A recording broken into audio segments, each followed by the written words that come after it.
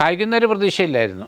അപ്പോൾ ഇതിനകത്ത് ഒരെണ്ണത്തിന് ഭയങ്കര പൂവായിട്ട് ആദ്യമേ ഉണ്ടായിരുന്നു. കുറച്ചാൾ കഴിഞ്ഞപ്പോൾ ഇതിലൊക്കെ അതേപോലെ പൂവാണെന്നാണ് ഞാനും വിചാരിച്ചത്. 2.5 അടി കുഴി എടുത്ത് മണലിട്ട് അങ്ങനെ നട്ട് കുറച്ചാൾ കഴിഞ്ഞിട്ട് ആ വളമൊക്കെ കൊടുത്തത്. ആദ്യം പച്ച കളറിലായിരുന്നു, പിന്നെ അത് ഏകദേശം മൂപ്പായ മഞ്ഞ കളറായി. അപ്പോൾ ഇത് തീരുമ്പോൾ തന്നെ അടുത്തത് ഇവിടെ കായായി. ആദ്യം ഞാനിത് കണ്ടില്ലായിരുന്നു. ഇപ്പോൾ വന്നിട്ടിപ്പോൾ കുറച്ച് നാളായി. ഇത് കായാവുമ്പോൾ തന്നെ ഈ തേനീച്ച ഇതിനകത്ത് കൂടെ ഉണ്ടായിരുന്നു. അപ്പോൾ ഇതിൻ്റെ മധുരം ഉള്ളതും കൊണ്ട് ഇതിൻ്റെ പൂമ്പടി ഇവിടെ അടുത്ത് തന്നെയാണല്ലോ, അതേ തന്നെ ഉണ്ടല്ലോ എന്ന് ചോദിച്ചിട്ടായിരിക്കും ഇതിൽ വന്ന് തേനീച്ചയും കൂടി. ഇതിൻ്റെപ്പഴം പിന്നെ നമ്മൾ വിൽക്കുന്നൊന്നുമില്ല. ഇവിടെ വരുന്നവർക്കൊക്കെ കൊടുക്കും. വരുന്ന ആൾക്കാർ ഫോട്ടോ എടുക്കില്ല, അവർക്ക് എല്ലാം പറിച്ചു കൊടുക്കും.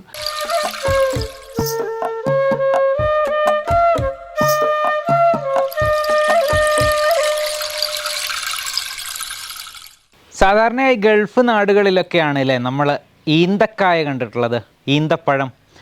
പക്ഷേ നമ്മുടെ വയനാട്ടിൽ ഇപ്പം നിറഞ്ഞു കായ്ച്ചിരിക്കുകയാണ് ഈന്തപ്പഴം. നന്നായിട്ട് പറിച്ച് കഴിക്കാം. നമുക്ക് കയ്യെത്തുന്ന ദൂരത്ത് ഇത്രയും അടുത്തിങ്ങനെ പറിച്ച് കഴിക്കാൻ പറ്റും എന്നുള്ളത് നമുക്ക് വയനാട്ടുകാർക്ക് ഇപ്പോൾ ഒരു ഭാഗ്യം കിട്ടിയിരിക്കുകയാണ്. ഈന്തക്കായ് ഇവിടെ നിറച്ച് കായ്ച്ചിരിക്കുകയാണ്. ഇത് ശരിക്കും പുൽപ്പള്ളിയിലാണ് ഈ ഒരു ഈന്തപ്പന ഇങ്ങനെ കായ്ച്ചു നിൽക്കുന്നത്. അപ്പോൾ ആ കാഴ്ചകളും വിശേഷങ്ങളും ഒക്കെയാണ് ഇന്ന് പാടവും പറമ്പും എപ്പിസോഡിൽ പ്രേക്ഷകർക്കായിട്ട് ഞങ്ങൾ പങ്കുവയ്ക്കുന്നത്. ഇന്നൊരു വ്യത്യസ്തമായ ഒരു കാഴ്ച അല്ലേ, വയനാട്ടുകാർക്ക് അല്ലെങ്കിൽ കേരളക്കാർക്ക് തന്നെ ഒരു വ്യത്യസ്തമായ കാഴ്ചയായിരിക്കും. പലയിടങ്ങളിലും ഈന്തപ്പനകളൊക്കെ കായ്ച്ച് കാണാറുണ്ട്, നമ്മൾ വാർത്തകളിലൂടെ ഒക്കെ കണ്ടിട്ടുണ്ട് അല്ലേ. അപ്പോൾ അതാ എൻ്റെ ഹൈറ്റിൽ, ഈ ഒരു ഹൈറ്റിൽ നിന്നിട്ട് ഇതാ ഈന്തപ്പഴങ്ങൾ ഇങ്ങനെ നമുക്ക് പറിച്ചെടുത്ത് ഇങ്ങനെ കഴിക്കാം. അപ്പോൾ എന്തായാലും വളരെ വ്യത്യസ്തമായ കാഴ്ച. അപ്പോൾ ഇതെങ്ങനെയാണ് നട്ടിട്ടുള്ളത്, ഇത് ആരാണ് നട്ടത്, ആ കാഴ്ചകളും വിശേഷങ്ങളും ഒക്കെയാണ് ഇന്ന് നമ്മൾ പറയുന്നത്. അപ്പോൾ കാഴ്ചകളിലേക്കും വിശേഷങ്ങളിലേക്കൊക്കെ പോകാം.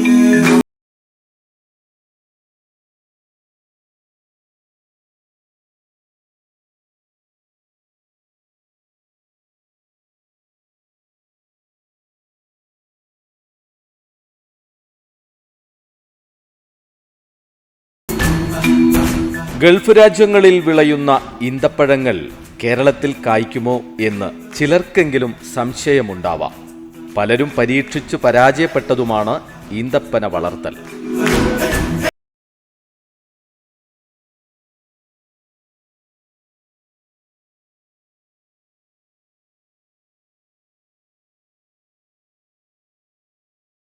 വീട്ടുമുറ്റത്ത് ഈന്തപ്പഴങ്ങൾ വിളയിച്ച് വിജയിച്ചിരിക്കുകയാണ് വയനാട് മുള്ളൻകൊല്ലി പാടിച്ചിറ ആലത്തൂർ പടിഞ്ഞാറേക്കരയിൽ രാജുവേട്ടൻ.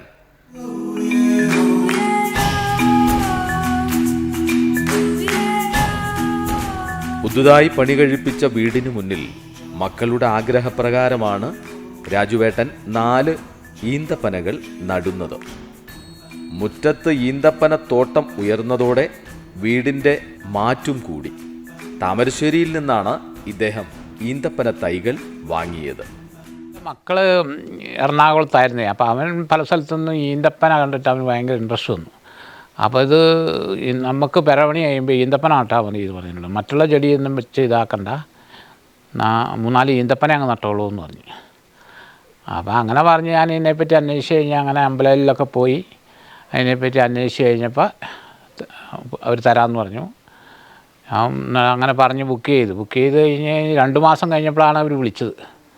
ഇന്ന സ്ഥലത്ത് സാധനം എത്തിയിട്ടുണ്ട്, മുക്കത്താണ്, താമരശ്ശേരി മുക്കത്ത് വന്നിട്ടുണ്ട് നഴ്സറിയിൽ, അപ്പോൾ അവിടെ പോയി എടുക്കണം എന്ന് പറഞ്ഞു. ആയിക്കോട്ടെ എന്ന് പറഞ്ഞു. അങ്ങനെ ഞങ്ങൾ ഇവിടുന്ന് അവർ തന്നെ വണ്ടിയും പറഞ്ഞു വിട്ട് ഇവിടെ കൊണ്ടു തന്നു. പെരപണി എടുത്തുകൊണ്ടിരുന്ന ഇടയ്ക്കായിരുന്നേ നട്ടത്. അപ്പോൾ അതിൻ്റെ പുറകെ നടിയിലും കഴിഞ്ഞ് പെരപണി കയറിക്കൊള്ളായപ്പോഴേറ്റും 2-3 മാസം മുന്നേ തന്നെ നട്ടായിരുന്നു. കായ്ക്കുന്നൊരു പ്രതീക്ഷയില്ലായിരുന്നു. അപ്പോൾ ഇതിനകത്ത് ഒരെണ്ണത്തിന് ഭയങ്കര പൂവായിട്ട് ആദ്യമേ ഉണ്ടായിരുന്നു. ഈ ആണെന്നും നമുക്കറിയില്ലായിരുന്നു. അപ്പോൾ അത് പൂവായിട്ട് ഇങ്ങനെ ഇവിടെ വന്നപ്പോൾ പിന്നെ കുറച്ചാൾ കഴിഞ്ഞപ്പോൾ ഇതിലൊക്കെ അതേപോലെ പൂവാണെന്നാണ് ഞാനും വിചാരിച്ചത്. പക്ഷേ പിന്നെ അത് മണിയായിട്ട് വന്നു. അങ്ങനെയാണ് കഴിഞ്ഞ വർഷം തന്നെ ചെറിയ തോതിൽ കായായത്. ഈ വർഷമാണ് ഇപ്പോൾ ഇച്ചിരി കൂടുതൽ ആയിട്ട് കായ്ച്ചത്.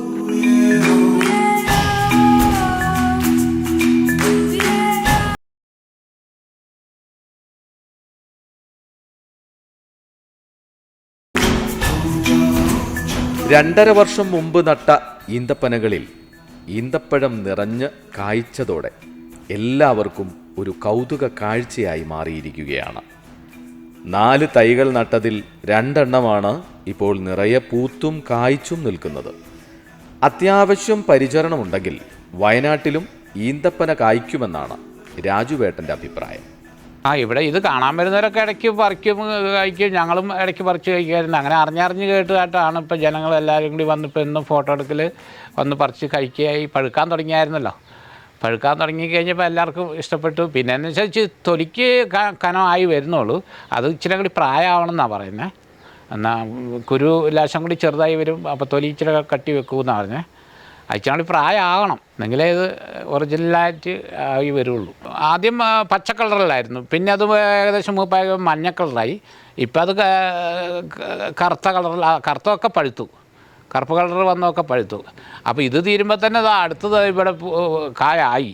അടുത്തത് മേലെ പിന്നെയും ചൊട്ടയിട്ടിട്ടുണ്ട്. അപ്പോൾ ഇത് അടുത്ത ഉടനെ തന്നെ കായാവും. ഇപ്പം ചൊട്ടയിട്ട് 8-9 ചൊട്ടകൾ ഇപ്പം പുതിയത് വേറെ വീണിട്ടുണ്ട്. അപ്പോൾ ഇത് വർഷത്തിൽ 2-3 പ്രാവശ്യം കായ്ക്കുന്നൊക്കെ അവർ പറയുന്നത്, ഓരോരുത്തർ പറയുന്നത്. എന്ന് പറഞ്ഞാൽ ഇപ്പോൾ ഇത് ശരി തന്നെയാണ്. നമ്മളിപ്പോൾ ഈ ആദായം എടുക്കുന്നതിന് മുന്നേ തന്നെ അടുത്ത് ആയല്ലോ. ഇതിൻ്റെ തീരുന്നതിന് മുന്നേ തന്നെ അടുത്ത കായ്ച്ചു തുടങ്ങി. ഇതിങ്ങനെയൊന്നും പ്രതീക്ഷയില്ലായിരുന്നു. ഈന്തപ്പഴമൊക്കെ നമ്മൾ മേടിച്ച് കഴിക്കുക എന്നുള്ളതല്ലോ ആയിരുന്നുള്ളൂ. ഇതിപ്പോൾ ഇങ്ങനെ കായ്ച്ചെന്ന് പറഞ്ഞപ്പോൾ നമുക്ക് ഭയങ്കര ഇൻട്രസ്റ്റായി. ഇപ്പം മേടിച്ച് രാവിലെ എളിച്ച് നാളെണ്ണം പറിച്ച് കഴിക്കാം. ഈ സമയത്തൊക്കെ ഈ നോയമ്പ് കാലമൊക്കെ ആകുമ്പോൾ നല്ലതാണല്ലോ. അതുകൊണ്ട് കുഴപ്പമില്ല.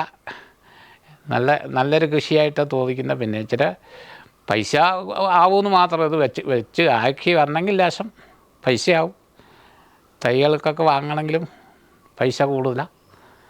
അങ്ങനൊരു ഇതുണ്ടെന്നേ ഉള്ളൂ. എന്നാലും കുഴപ്പമില്ല. ഈന്തപ്പഴങ്ങളുടെ മണമാണ് ഇപ്പോൾ ഈ മുറ്റം നിറയെ. ഈന്തപ്പനകൾ കായ്ച്ചതോടെ കാഴ്ചക്കാർക്കൊപ്പം വിരുന്നെത്തിയ തേനീച്ചക്കൂട്ടം ഇപ്പോൾ ഇവിടെ സ്ഥിര താമസക്കാരാണ്. ഈ തേനീച്ച വന്നു പറഞ്ഞത്, തേനീച്ച ഇതിനകത്ത് ഇതിൻ്റെ മധുരം ഉള്ളത് കൊണ്ടാണെന്നാണ് എനിക്ക് തോന്നുന്നത് ഇതിൽ വന്ന് കൂടിയിരിക്കുന്നത്. ആദ്യം ഞാനിത് കണ്ടില്ലായിരുന്നു. ഇപ്പോൾ വന്നിട്ടിപ്പോൾ കുറച്ച് നാളായി. ഇത് ആവുമ്പോൾ തന്നെ ഈ തേനീച്ച ഇതിനകത്ത് കൂടുണ്ടായിരുന്നു. അപ്പോൾ ഇതിൻ്റെ മധുരം ഉള്ളതും കൊണ്ട് ഇതിൻ്റെ പൂമ്പടി ഇവിടെ അടുത്ത് തന്നെയാണല്ലോ, അതേ തന്നെ ഉണ്ടല്ലോ എന്ന് ചോദിച്ചിട്ടായിരിക്കും ഇതിൽ വന്ന് തേനീച്ചയും കൂടി. ഞാൻ കുറഞ്ഞ നാളായാൾ കണ്ടിട്ട്, ഞാൻ ഒരു 3-4 മാസമായുള്ളൂ അത് കണ്ടിട്ട്. പിന്നെ ശല്യങ്ങളൊന്നുമില്ല. നമ്മളതിൻ്റെ അടുത്തൊന്ന് നോക്കുന്നതിനൊന്നും ശല്യങ്ങളൊന്നും കാണിക്കുന്നില്ല. വളം നമുക്ക് ആദ്യമേ നമ്മൾ മണൽ ഇട്ടിട്ട് 2.5 അടി കുഴി എടുത്ത് മണലിട്ട് ആണ് നട്ടത് ആദ്യമേ. അങ്ങനെ നട്ട് കുറച്ചാൾ കഴിഞ്ഞിട്ടാണ് വളമൊക്കെ കൊടുത്തത്. ചോടെല്ലാം പിടിച്ച് കഴിഞ്ഞതിന് ശേഷം ജൈവവളം മാത്രം, പിണ്ണാക്കുകൾ, എല്ലുപൊടി, ചാണകം, അങ്ങനെയുള്ള സാധനങ്ങളൊക്കെ ഇട്ടുള്ളൂ. പിന്നെ നനയ്ക്കലാണ് ഇതിനായിട്ട് മെയിനായിട്ട്. ദിവസം നനച്ചു കൊടുക്കുമായിരുന്നു. ഇത് വെക്കണമെങ്കിൽ നമുക്ക് ആൾക്കാർ ഭയങ്കര വെയിറ്റല്ലേ ഇത്. പിന്നെ ഈ മുള്ളൊക്കെ ഉള്ള കാരണം കൊണ്ട് പിന്നെ SCV തന്നെ വിളിച്ചു. SCV എടുത്ത് കുഴിയെടുത്തിട്ട് അതിൽ കയർ കെട്ടിയിട്ട് ആ കയറിൽ പൊക്കി ഇറക്കി അങ്ങനെയാണ് നട്ടു വെച്ചത്. കഴിഞ്ഞ വർഷം ഈന്തപ്പന പൂത്തെങ്കിലും ഇത്തവണയാണ് കായ്കൾ ലഭിക്കുന്നത്. കൗതുക കാഴ്ചയോടൊപ്പം നമ്മുടെ നാട്ടിൽ വളർന്ന ഈന്തപ്പഴത്തിൻ്റെ രുചിയും അറിഞ്ഞാണ് ഇവിടെ എത്തുന്നവർ മടങ്ങുക. ഈന്തപ്പന കായ്ച്ചതറിഞ്ഞ് എത്തുന്നവർക്കും അയൽക്കാർക്കും സുഹൃത്തുക്കൾക്കുമൊക്കെ കൈ നിറയെ രാജുവേട്ടൻ ഇപ്പോൾ ഈന്തപ്പഴങ്ങൾ നൽകും. രാജുവേട്ടൻ്റെ വയനാടൻ ഈന്തപ്പഴത്തിൻ്റെ രുചി നുകരാൻ ഞങ്ങൾക്കുമായി. ഈന്തപ്പഴം പിന്നെ നമ്മൾ വിൽക്കുന്നൊന്നുമില്ല. ഇവിടെ വരുന്നവർക്കൊക്കെ കൊടുക്കും. വരുന്ന ആൾക്കാർ ഫോട്ടോ എടുക്കില്ല, അവർക്ക് എല്ലാം പറിച്ചു കൊടുക്കും. ആവുന്നതെല്ലാം കൊടുക്കും. പിന്നെ ഞങ്ങളും കഴിക്കും. അങ്ങനെ സ്വന്തക്കാർക്കൊക്കെ കൊടുക്കും. അയൽവക്കക്കാരും എല്ലാവരും വന്ന് നമ്മൾ സുഹൃത്തുക്കളൊക്കെ വരും, എല്ലാവർക്കും കൊടുക്കും. അല്ലാണ്ട് വിൽക്കാനൊന്നും ഒന്നുമില്ല. ഞാനിപ്പോൾ ഇത് ഇങ്ങനെ കായ ഉണ്ടാവുമെന്ന് ഒരിക്കലും പ്രതീക്ഷിച്ചല്ല. ചുമ്മാ ഒരു തണലും ഒക്കെ ആകട്ടെ, പിന്നെ രസമാണ്. പിന്നെ ഇതിൻ്റെ ചപ്പൊന്നും മുറ്റത്തൊന്നും ചാടുകയില്ല. മറ്റുള്ള ചെടികളെ പോലെ ഇലകളൊന്നും വീഴില്ല. അപ്പോൾ വൃത്തിയായിട്ട് കിടക്കുകയും ചെയ്യും. അപ്പോൾ അങ്ങനെ ഞാൻ പ്രതീക്ഷ നട്ടത്. പക്ഷേ ഇതിപ്പോൾ കായ്ച്ചതപ്പോഴാണ് നമുക്ക് അല്പമായിപ്പോയി. നമ്മുടെ ഇവിടെ വയനാട്ടിൽ അങ്ങനെ ഉണ്ട്, പല സ്ഥലത്തും ഞാൻ കണ്ടിട്ടുണ്ട്. പക്ഷേ ഇങ്ങനെ കായായിട്ട് അധികം ഞാൻ കണ്ടിട്ടില്ല. എല്ലാം ഇങ്ങനെ കായ്ക്കാണ്ട് ഇങ്ങനെ ഐറ്റൊക്കെ ആയിട്ട് നിൽക്കുന്ന പല സ്ഥലത്തും കണ്ടിട്ടുണ്ട്. ഇത് എന്തായാലും വലിയ ഐറ്റില്ലാണ്ട് തന്നെ കായ്ക്കുകയും ചെയ്തു. അപ്പോൾ നമുക്കൊരു പ്രത്യേക സന്തോഷമുണ്ട് അതിൽ.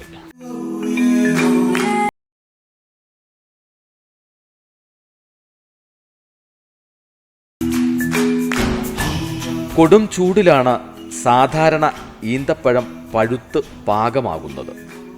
ഒരു ഈന്തപ്പന കുലയ്ക്ക് 5 മുതൽ 10 കിലോ വരെ ഭാരം വരാം. പനയുടെ ഇനമനുസരിച്ച് മഞ്ഞ, ഓറഞ്ച്, കടും ചുവപ്പ് തുടങ്ങിയ വർണ്ണങ്ങളിലാണ് ഈന്തപ്പഴങ്ങൾ കാണപ്പെടുന്നത്. പൂക്കുലകളുടെ തണ്ടുകൾ ഇലകൾക്കിടയിൽ നിന്നുമാണ് വളരുന്നത്.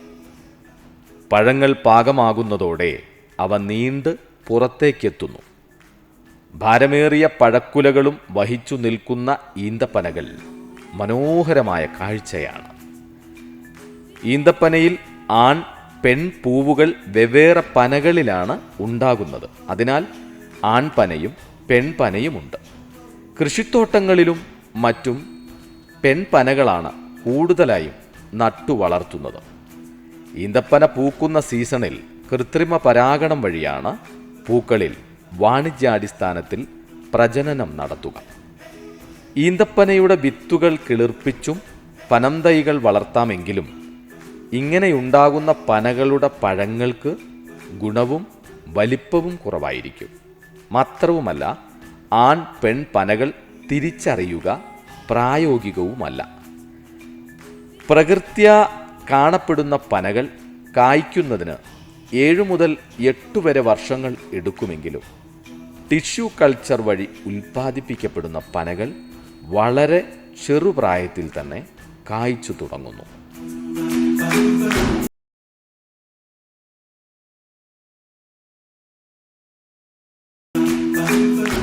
ഈന്തപ്പഴം സാധാരണ നമുക്ക് കടകളിലൊക്കെയാണ് വാങ്ങാൻ കിട്ടുക, അല്ലെങ്കിൽ ഗൾഫിൽ നിന്നൊക്കെ ആരെങ്കിലും വരുമ്പോൾ ഇങ്ങനെ കൊണ്ടു തരാറുണ്ട് അല്ലേ. പക്ഷേ വീട്ടുമുറ്റത്ത് ഈന്തപ്പഴം ഇങ്ങനെ തൊട്ടടുത്തുനിന്ന് കയ്യെത്തി പറിക്കാൻ പറ്റുക എന്ന് പറയുന്നത് ഒരു ഭാഗ്യമാണ്. അത് വളരെ കുറച്ച് പേർക്കൊക്കെ നമുക്ക് കിട്ടാറുള്ളൂ. അങ്ങനെ നമുക്ക് അങ്ങനെ ഒരു ഭാഗ്യം ലഭിച്ച രാജുവേട്ടനെയും കുടുംബത്തെ ഇന്ന് നമ്മൾ പരിചയപ്പെട്ടു. അദ്ദേഹം ഈന്തപ്പഴം, ഈ ഒരു ഈന്തപ്പന ഇവിടെ നട്ട് വളർത്തിയ കാര്യം പറഞ്ഞു. അത് കായ്ച്ച്, അത് അദ്ദേഹത്തിന് ഒരു അത്ഭുതമാണ് ഈ ഒരു ഈന്തപ്പഴം ഇത്രയും കായ്ച്ച് നിൽക്കുന്നത് കാണുമ്പോൾ. അപ്പോൾ എന്തായാലും നമുക്കും വളരെ അത്ഭുതം. ഇത്രയും അടുത്തൊരു ഈന്തപ്പന കാണാൻ പറ്റി, അതുപോലെ ഈന്തപ്പഴം കാണാൻ പറ്റി. ആ പഴത്തിൽ നിന്ന് തന്നെ നമുക്ക് ഇതിനകത്ത് പറിച്ച് കഴിക്കാൻ പറ്റി. അപ്പോൾ അതെന്തായാലും ഒരു വ്യത്യസ്തമായൊരു അനുഭവമായിരുന്നു അല്ലേ. എന്തായാലും ആ പടവും പറമ്പും ഇന്ന് ഈന്തപ്പഴ വിശേഷങ്ങൾ ഇവിടെ പൂർണ്ണമാവുകയാണ്. അടുത്ത ആഴ്ച മറ്റൊരു കൃഷി വിശേഷവുമായി വീണ്ടും കാണാം. നന്ദി, നമസ്കാരം.